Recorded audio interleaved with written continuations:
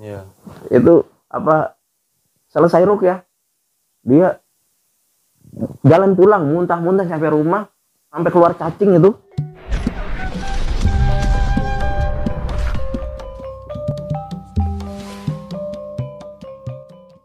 Assalamualaikum warahmatullahi wabarakatuh. Balik lagi di acara kita ngobak, ngobrol bareng kawan. Nah, kali ini kita ada di kursi panas lagi yang kayak teman-teman lihat. Dan maaf ya, kemarin masih drop Bang Nanang, maaf. Siap. Jadi belum bisa ikut podcast dulu kemarin ya. Udah gantiin. Makasih banyak nih buat Bang Nanang nih. Sekarang di samping saya tuh kayak teman-teman lihat sendiri langsung ada kawan kita nih. Kawan ya, Pak. Panggilnya Bapak, Pak Ustadz apa Abang nih? Bebas. Oh, bebas. Panggil Abang apa gimana nih Bang Nanang nih? Gimana ini aja? Oh, enaknya aja ya. Apa? Kang apa mana? Oh iya. Jadi di samping kita dengan Ustadz siapa Pak? Fajri. Ustadz Fajri. Iya. Ustadz Fajri itu dari mana? Dari Citerep, Terap. tinggal di sini. Tinggal di sini. Sama Ustadz Fajri yang bakal kita kulik bahas dan apa ya, nyari-nyari tahu masalah apa sih? Ruqyah. Tema kali ini tuh ruqyah ya. Jadi yang belum paham jangan skip videonya biar nggak gagal paham juga, tonton terus sampai habis videonya. Ya siapa tahu ada obrolan-obrolan yang manfaat, betul Pak Ustadz? Iya. Nah, ada obrolan yang bermanfaat untuk rekan-rekan ataupun teman-teman subscribe. Jangan lupa like, komen, subscribe. Subscribe-nya dong, ayo, gratis. Masih banyak Bang yang nonton doang tapi enggak subscribe. Oh, nonton doang tapi nggak subscribe. Tapi makasih banyak udah mau nonton ya. Tapi pada intinya ajak subscribe. Langsung aja kita kenalan sama Ustadz yang tadi ya. Silakan Pak Ustadz. Ya. Oke. Assalamualaikum warahmatullahi wabarakatuh. Alhamdulillahirabbil alamin. Wassalatu wassalamu ala asyrofil anbiya wal mursalin wa ala alihi washabihi ajmain. Puji syukur kita panjatkan kehadirat Allah Subhanahu wa taala. Salawat serta salam semoga tercurah kepada suri teladan kita Rasulullah Muhammad sallallahu alaihi wasallam. Yang berkat perjuangan beliau ini ya, syiar dakwah beliau cahaya Islam ini sampai kepada kita. Nah, mungkin ini agak tegang kalau bahas ruqyah ya. Tegang ya? Memang tegang ya. Kayaknya kalau udah bahas ruqyah, mindsetnya tuh sesuatu hal yang menyeramkan. Nah, ini kalau digali tanpa ilmu ya, cuma sekedar lihat doang. Ya. Dan dengar kata orang. Iya, kata orang gitu. Mungkin kan kalau dari cerita tuh bisa dilebih-lebihkan ya. Iya. Jadi Kan? bahkan karena ruqyah itu lebih ditakuti daripada jin itu sendiri. Benar? Percaya nggak? Iya. Orang baru dengar kata ruqyah udah gemeteran. Iya.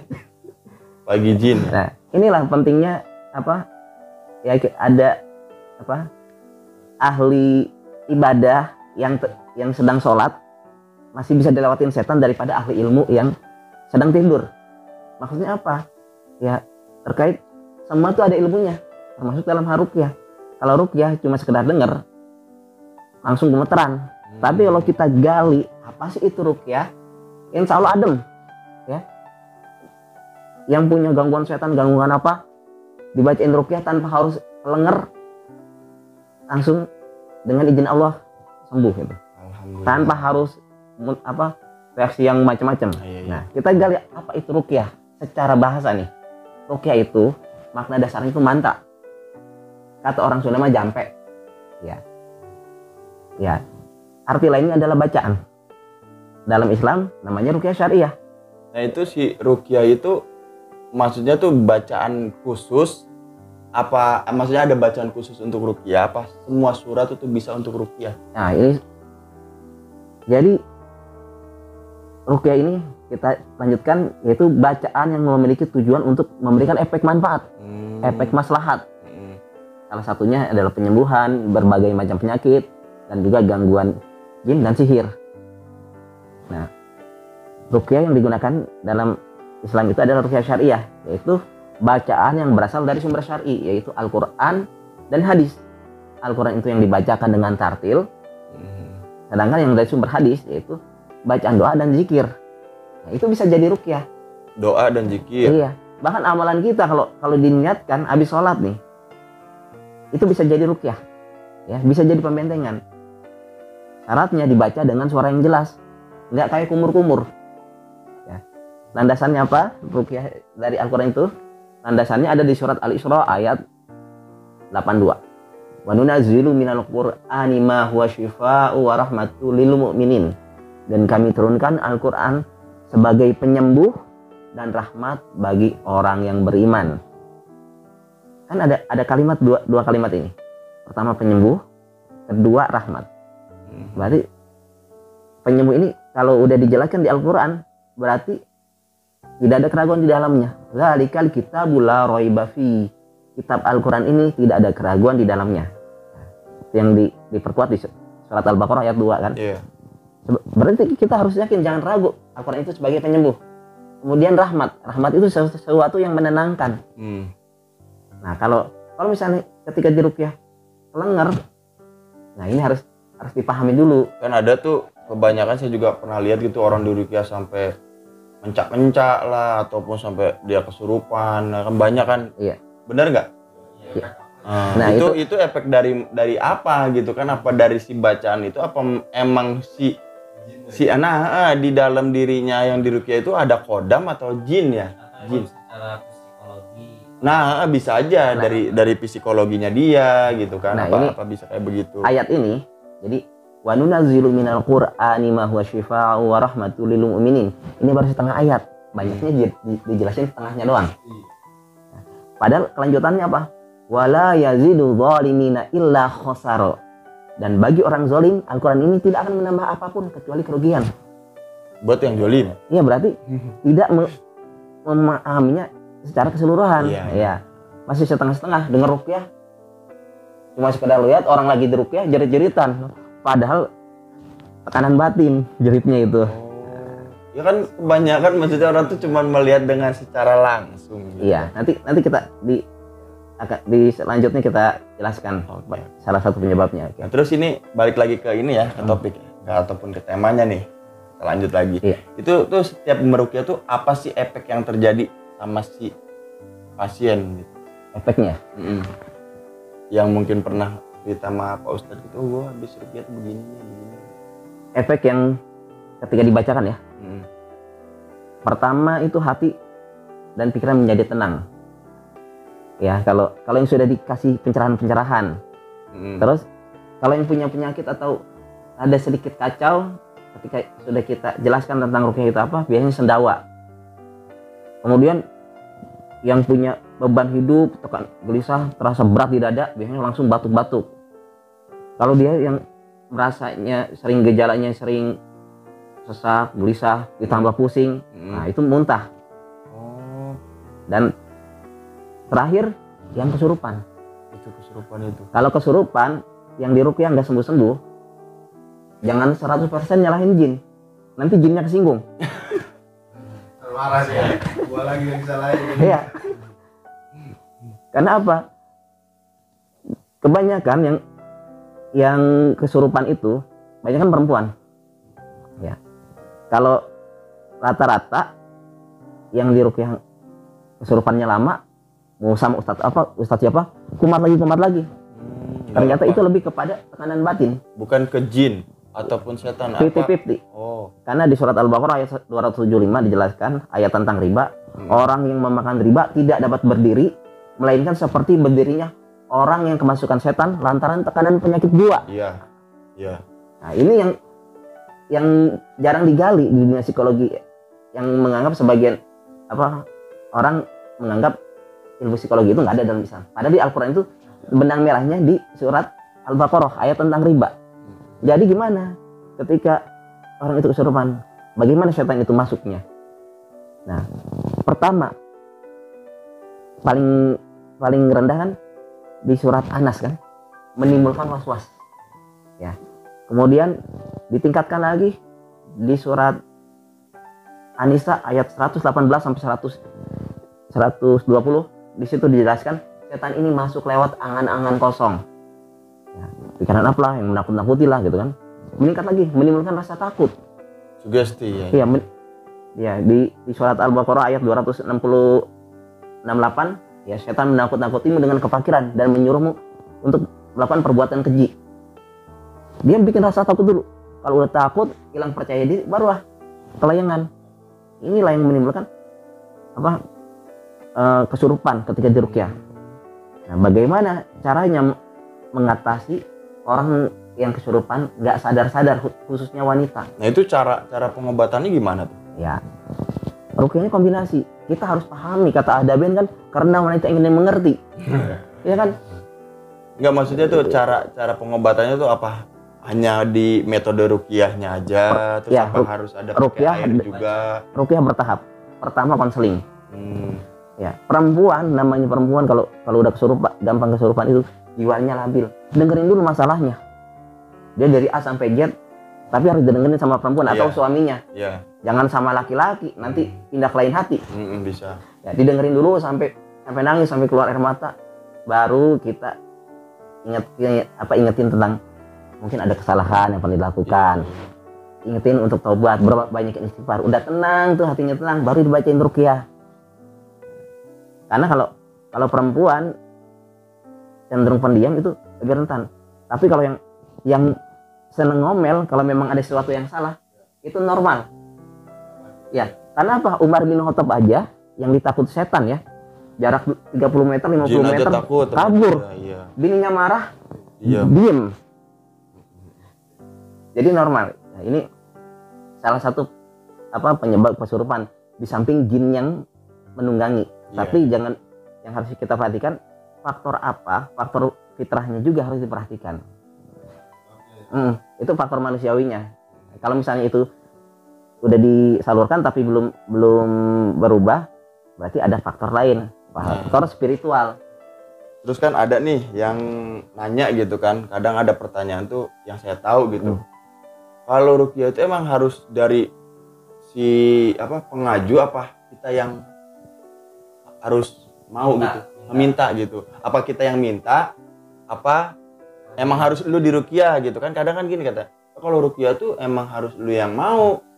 Banyak yang ngomong kayak begitu gitu kan. Terus karena lu yang mau, lu yang diruqyah gitu kan. Nggak bisa lu, wah lu mah nggak bener nih orangnya nih, lu mah kudu diruqyah. Itu bisa nggak kayak gitu? Kalau jangan pernah memvonis orang kena gangguan jin. Nah kan karena banyak kan begitu kan, Iya. oh lu mah begini lu kudu diruqyah. Karena apa? Ketika kita itu setan yang nguping nanti akan membenarkan, akan membisikkan melalui pikiran bawah sadar tadi. Iya.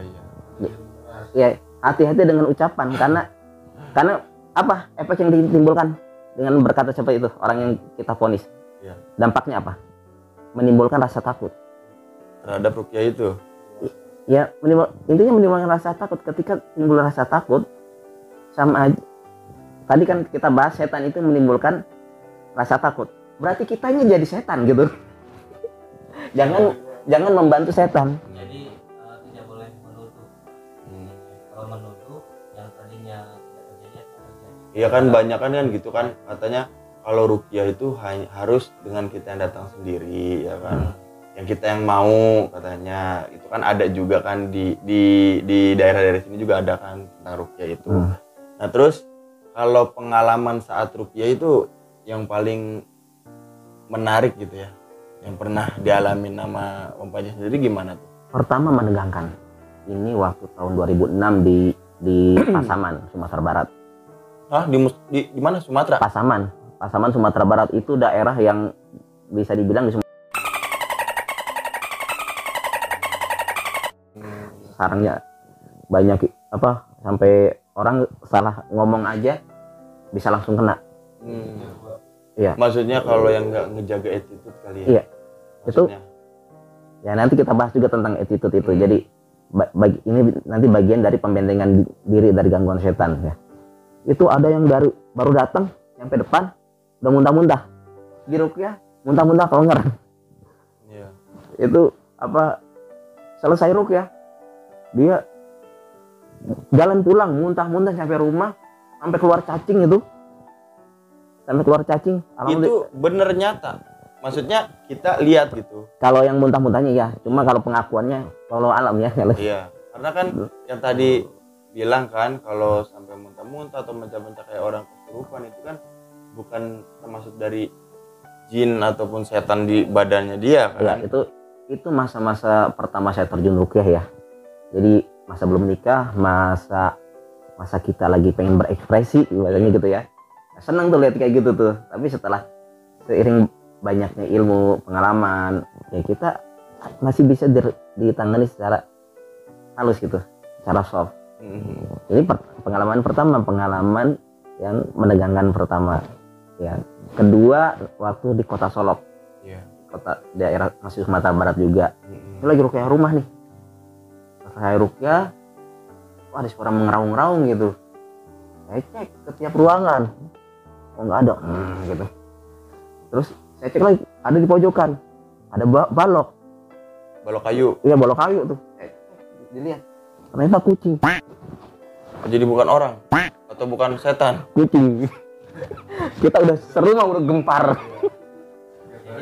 Jadi ruqyah itu ternyata bisa rumah juga. Bisa ruqyah. Iya. Heeh. Karena saya juga pernah gitu ya. Di ruqyah, rumah saya pernah di ruqyah. Saya pribadi pun pernah juga di ruqyah. Cuman ya emang begitu gitu kan. Efek dan itunya kan ada masing-masing lah gitu lah ya kan. Nah terus Satu lagi nih, Boleh lagi kali. yang pengalaman paling pertolongan dari Allah, keajaiban bahasanya. Kita jadi ada hikmahnya. Kita tuh dalam ruqyah itu jangan bergantung pada logika kita, ya. Tapi ada saatnya kita gunakan logika, ada saatnya kita setelah gunakan logika itu langsung tawakal pada Allah. Pernah waktu di Jayapura, Papua, iya. ada orang pasien dari Ternate cuma lagi kuliah apa kerja di Papua gitu. 3 bulan dia ngomongnya ngawur, ngaco lah gitu. Datang dari depan udah ngomong, udah ngapain kesini? Dia penipu. Logat Medan gimana tuh? Logat Ambon, kayaknya pakai logat Ambon. Penipu. Udah pulang aja. Oke, kita baca ruqyah, dia menghadap sana, kita buang muka, tetap baca ruqyah. Sampai selesai, ya pas udah pertengahan, tahu-tahu dia nangis, ya muntah-muntah, alhamdulillah sadar. Itu yang pengalaman paling ya, bahwa kita itu emang perlu benar-benar nggak terlalu bergantung pada logika kita, jadi harus menyerahkan pada Allah gitu. Ada saatnya ketika logika kita membaca, wah ini bakal mudah nih, tahu-tahu susah. Ya. Jadi intinya dalam ruqyah ini ya kita itu ya bersama pada Allah. Kita itu sebagai manusia biasa. Jadi ketika kita meruqyah, kalau memang kita belum pernah belajar ruqyah, kuncinya insya Allah mudah gitu. Nanti kita bahas. Itu penyebab jin tertarik sama kita ataupun kita tuh bisa terkena sihir itu bisa diketahui dari ruqyah atau memang atau emang ada tanda-tanda tertentu gitu di si pasien ataupun di saya pribadi gitulah. Ya kan apa ada gangguan jin gitu kan, bisa ataupun ketika kita ketika dibacakan ruqyah tahu-tahu ada reaksi ya. Jadi kalau misalnya kena gangguan jin ya, itu kan urusan Allah kan, masalah ruqyah itu ketika reaksi-reaksi kayak gitu. Bisa juga kalau misalnya pada perilaku kita yang memancing ya, intinya kita misalnya lalai dari ibadah sholat 5 waktu di bolong-bolong, terus kemudian jarang berzikir, jauh dari Al-Quran. Nah, kemudian nih khususnya laki-laki atau perempuan ya, jangan berlebihan dalam berdandan disertai kebanggaan diri, ngaca tanpa berdoa gitu kan. solek lah Ya. kalau perempuannya. Itu bisa menimbulkan ketertarikan bangsa jin. Karena apa? Orang paling jelek di antara manusia itu paling ganteng di antara jin. Ya, laki-laki paling jelek di antara manusia itu paling ganteng di antara jin, paling ganteng. Berarti kalau teman-teman ya ada yang ngerasa minder dari tampang ataupun gimana, enggak, lu paling keren tapi di dunia lain bukan di dunia nyata, di dunia lain bukan begitu ya? Iya. Jadi sebenarnya sih jangan berkecil hati ya. Semua juga emang harus memperbaiki atau membenahi diri, apalagi bersolek itu emang dibolehkan kan. Iya. Iya betul. Heeh. Nah cara biar kita nih nggak gampang gitulah terkena gangguan jin ataupun terkena sihir. Mungkin kalau kita bahas masalah sihir kan zaman sekarang itu kan apalagi anak-anak sekarang ya. Mungkin kalau sihir itu kurang begitu paham. Tapi kalau dunia lain mereka paham karena banyak di konten-konten kreator juga yang membahas masalah Oke. dunia lain gitu kan. Jadi sekarang kita pisahkan antara jin dan sihir ya. Ah, Kalau jin itu gangguan jin, murni jin. Kalau sihir itu ada keterlibatan manusia dengan jin. iya campur aduk lah. Campuran ya. Nah, pertama dari bagaimana supaya kita tidak diganggu jin. Pertama kita ya jaga ibadah. Gitu. Tapi kan kadang jin itu tuh biar kita ibadah juga masih aja. Oke. Nah, ibadah dulu ya. Iya. Ibadah. Kedua disertai dengan apa? Ikhlas. Ikhlas. Ikhlas itu apa? Lillah, billah, ilallah. Nggak ada embel-embel lain. Gue ibadah ya memang dalam bentuk ketaatan pada Allah. Bukan ingin dilihat orang gitu. Ya, kalau pengen dipandang, wah, gue ustadz, gue kiai. Itu kalau misalnya itu justru ketika kita itu kita masuk ke dalam jebakan setan. Karena iblis sendiri mengatakan yang membuat iblis jatuh Kesombongan dia. dari surga, kalimat apa? Ana khairu minhu.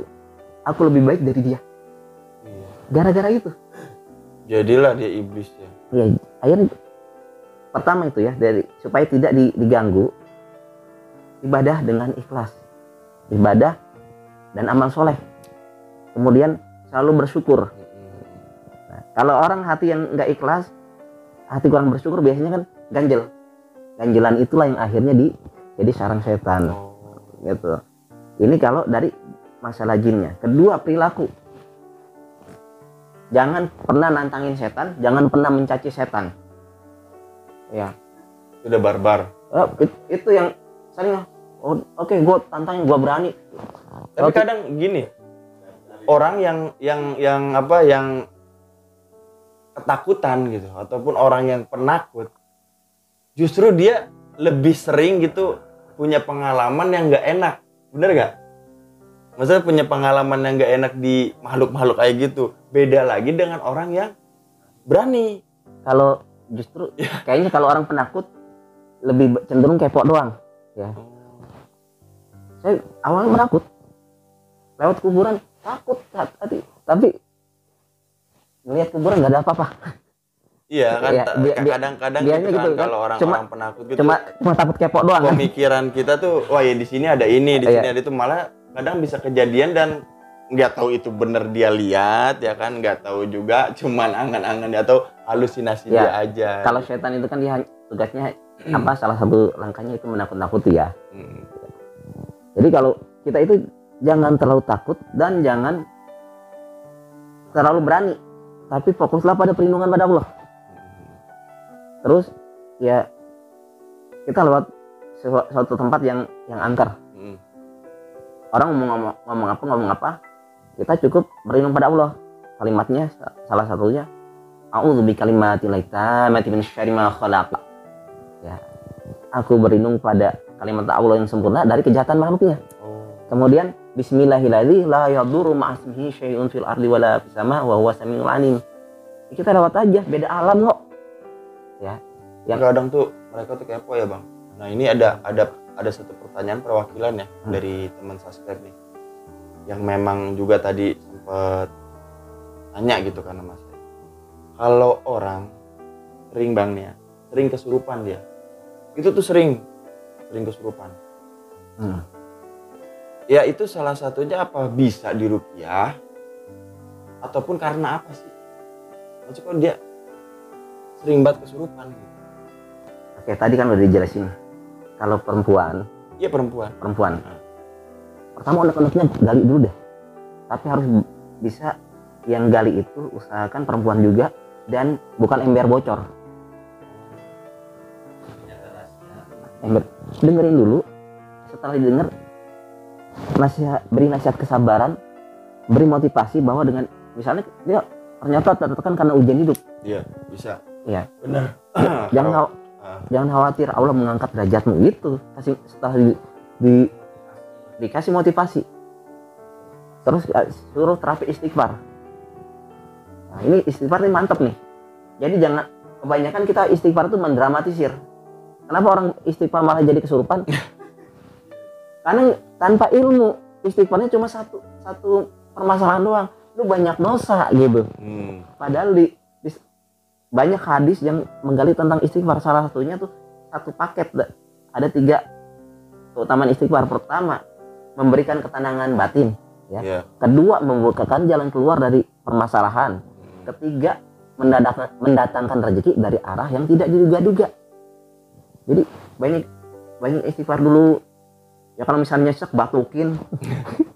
Nah kalau terapi ruqyah, jadi nggak perlu, kalau emang udah nyesek ini, pengen batuk aja, pengen muntah aja gitu. Ya soalnya kan katanya gitu ya, di ruqyah udah, tapi kok masih aja kesurupan gitu kan. Apa dengan metode ruqyah itu sebenarnya bisa gitu mengobati kesurupan. Terus kan kalau orang dulu sama sekarang tuh beda tipis kali ya bang ya.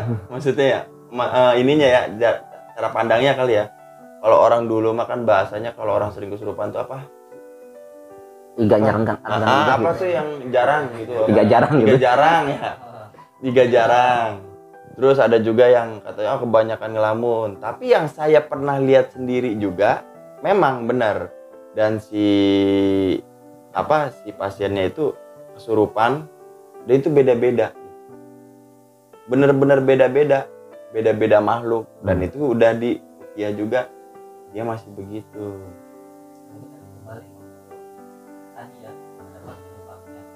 Mungkin di situ. Ataupun dari tekanan keluarga mungkin bisa ya. Kan jadi dari psikisnya ya mungkin ya yang keganggu banget gitu kan. Iya betul. Ya. Kalau perempuan memang perlunya konseling, motivasi, ruqyah. Itu tiga tahapan. Jadi apalagi kalau masih duitnya banyak, mungkin jarang kesurupan lagi ya. Iya nggak? Jadi gini, uang belanja lebih ya kan, shopping mungkin jarang kesurupan tuh dia. Kita kembali kepada konsep dasar ruqyah tadi ya. Iya. Kebanyakan juga ketika orang meruqyah itu, pertama kenapa sih orang bisa kesurupan? Ya sebelum diruqyah udah divonis gini serem apa gimana gitu. Terus baca ruqyahnya nggak gorowok, bacanya nggak tartil. Nah, misalnya gini, pegel dikit, wah ini jinnya genderuwo nih, orang takut kan? Iya. Langsung ya saking semangatnya tuh orang ngeruqyah nggak merhatiin bacaan. Bismillahirrahmanirrahim. Ada kayak gitu kan? Ngecapruk. Udah ngegorok, didengar nggak enak. Malah pusing, bising ya. Coba kalau kita ruqyah diawali dengan tuntunan pembersihan diri dulu, ya dengan beristighfar dulu. Hatinya udah tenang. Baca Qurannya dengan tartil. A'udzu billahi samiil 'aliim minasy syaithaanir rajiim. Bismillahirrahmanirrahim. Sampai gitu aja udah terasa getaran kan? Apalagi yang bacanya fasih Qurannya. Mantap itu. Lebih kena lah. Iya. Caranya kalau misalnya meruqyah untuk ruqyah kepepet gitu ya, itu dulu dengarkan curhatan dulu, suruh dengerin orang yang baca Qurannya bagus.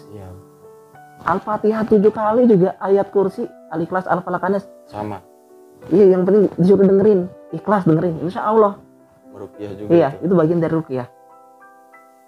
Itu kalau untuk ruqyah diri sendiri tuh, ruqyah mandiri ya? Bukan rupiah ya, ruqyah mandiri. Kalau ruqyah itu ya, yang penting kita pertama paham keutamaan apa yang kita baca. Kedua, paham maknanya. Nggak perlu panjang-panjang tapi yakin. Ya kayak tadi istighfar, kita mohon ampun pada Allah, dibukakan jalan keluar. Kemudian doa perlindungan. Ya terserah mau doa perlindungannya. A'udzubi kalimatil tammati min syarri ma khalaq. Itu paling yang sering dibaca tuh. Kemudian ta'awudz juga sambil paham tuh. A'udzubillahi minasyaitonir rajim. Kita itu saat itu kita sedang mohon perlindungan pada Allah. Baca bismillah. Bismillahirrahmanirrahim. Itu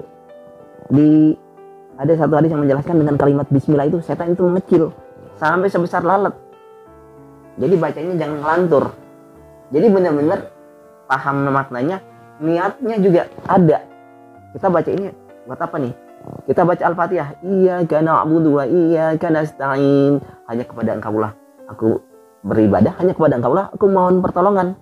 Sama aja kita, ya Allah aku mengabdi hanya kepada Engkau, maka berilah aku pertolongan. Jadi bentuk interaksi ketika membacanya. Terus kita baca ayat kursi. Allahu la ilaha illa huwal hayyul qayyum.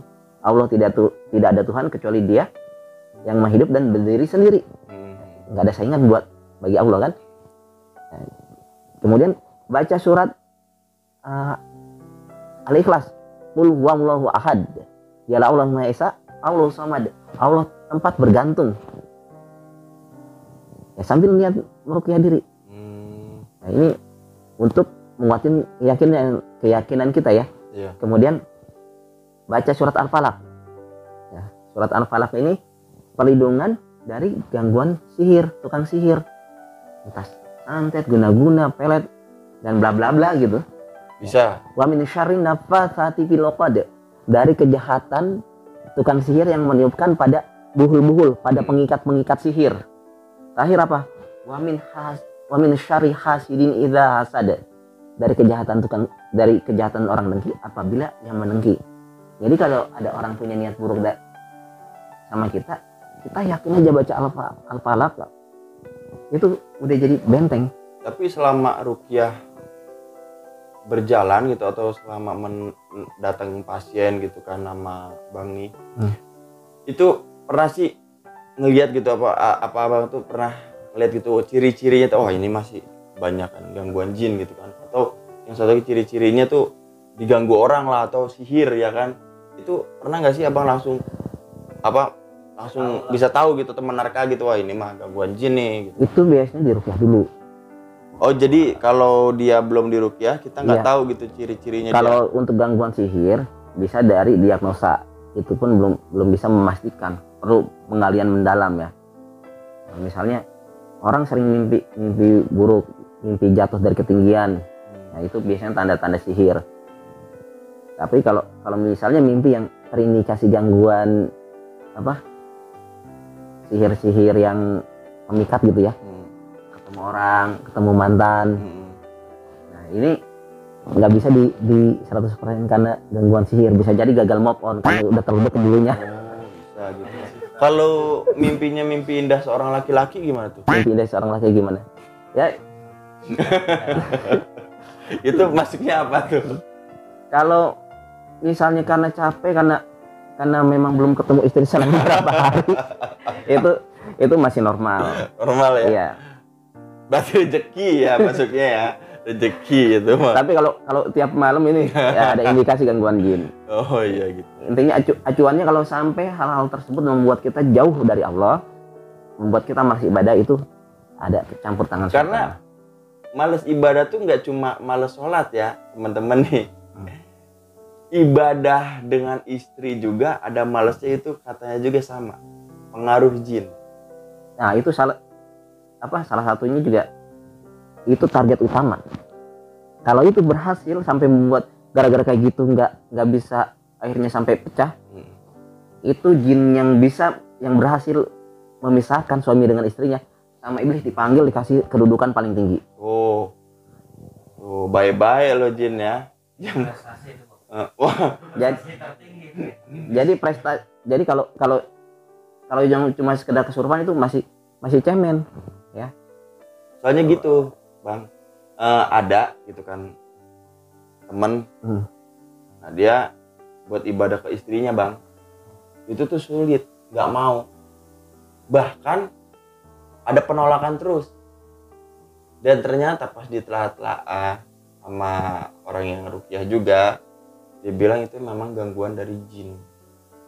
Itu namanya sihir tafrik, sihir Karena pemisah. katanya berhubungan juga kan ibadah. Tuh enak gak? Ayo kawin, merit, masih bukan kawin, ayo nikah. Nah, memang itu godaan setan itu ketika yang masih jomblo, godaannya syahwatnya tinggi, tapi dihambat untuk menikah. Kalau udah menikah, perasaannya berkurang Beda. terhadap pasangan. Ya. Gitu salah satu gangguan Gregetnya setan. ya. Iya. Benar. Emang bener sih itu. Ibadah begitu aja kita males ya. Apalagi yang gak begitu. Gue yakin lo pada males nih. Pengennya yang kedua. Iya betul.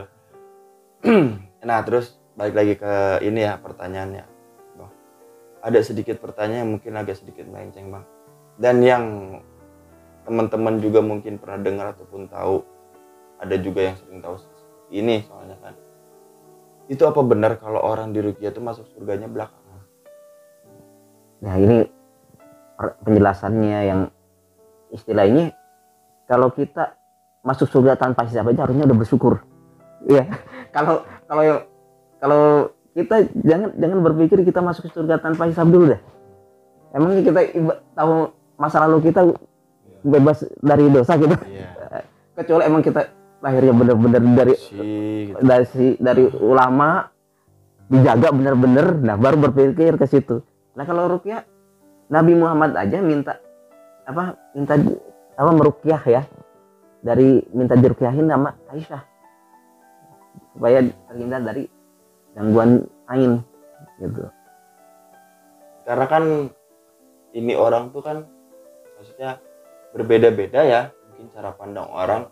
Mungkin nah ini tuh saya bertanya seperti ini supaya teman-teman yang lagi nonton ataupun teman-teman ngobak yang lagi lihat video ini jadi paham, oh ternyata ruqyah tuh seperti ini dan cara ruqyah juga seperti ini. Dan pasti mereka tahu juga pertanyaan yang tadi saya tanyakan, apakah benar orang yang di ruqyah itu masuk surganya belakangan karena ada apa? Hutang apa disebutnya? Ya, intinya masuk Hutang surga apa gitu? tanpa hisab. Salah satunya yaitu orang yang tidak meminta diruqyah. Ya bisa juga dalam artian minta diruqyah terus-terusan tapi nggak ada perbaikan diri. Sama aja bohong ya. Diruqyah pengen sembuh, udah enteng, ibadah ditinggalin. Kalau Mempermainkan kayak gitu. Oh iya bisa. Nah sekarang langsung ke pesan-pesan aja nih Bang nih. Pak Ustadz nih. Ya. Jadi langsung buat teman-teman ngobak yang lagi pada nonton nih, pesan-pesannya apa sih ya biar mungkin terhindar dari gangguan jin ataupun terjaga dari sihir-sihir yang merusak ya. Atau lain. Ain ya. Oh, iya. Ain ya disebutnya ain ya. saya sering mendapat pertanyaan, habis diruqyah jin itu balik lagi nggak?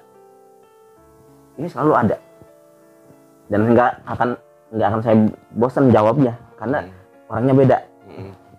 Jawabannya adalah kalau kita nggak diganggu, kita jadi malaikat, berubah jadi malaikat. Kalau tanpa gangguan setan atau Iya. ain itulah. Iya, karena janji iblis dari awal Nabi Adam diciptakan Iya. apa?